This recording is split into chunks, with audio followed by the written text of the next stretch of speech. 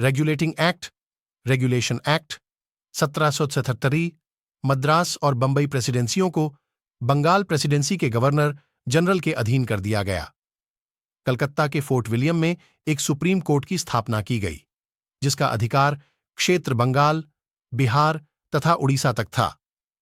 इस नियम का मूल उद्देश्य कंपनी की गतिविधियों को ब्रिटिश क्राउन की निगरानी में लाना था। पिट्स इंडिया एक्ट 1776, एक नियंत्रण मंडल बोर्ड ऑफ कंट्रोल की स्थापना की गई। संचालक मंडल नियंत्रण मंडल की सभी आज्ञाएं मानने के लिए बाध्य था और स्वामी मंडल के संचालक मंडल के फैसले उलटने के अधिकार को खत्म कर दिया गया।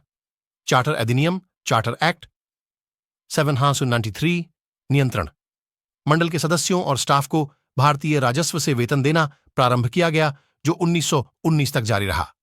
चार्टर अधिनियम चार्टर एक्ट 1813, इस चार्टर से कंपनी के अधिकार पत्र को 20 वर्ष के लिए बढ़ा दिया गया। कंपनी के व्यापारिक एकाधिकार मोनोपोली को समाप्त कर दिया गया। हालांकि चाय, चीनी और सिल्क के व्यापार पर कंपनी का एकाधिकार बना रहा।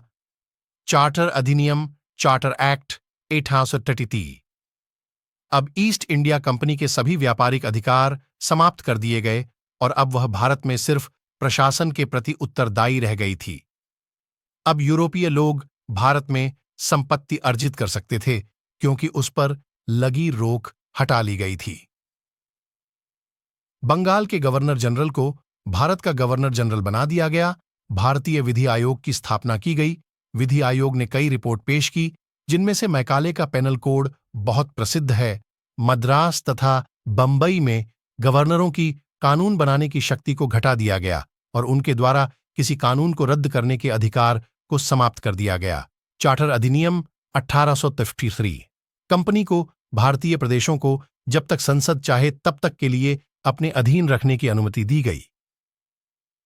गवर्नर जनरल को बंगाल के शासन से मुक्त करते हुए वहां के शासन के लिए एक लेफ्टिनेंट गवर्नर की नियुक्ति की गई। गवर्नर जनरल की विधायी एवं कार्यपालिका शक्तियों को पृथक कर दिया गया, अतः गवर्नर जनरल की परिषद से अलग एक विधान परिषद की स्थापना हुई।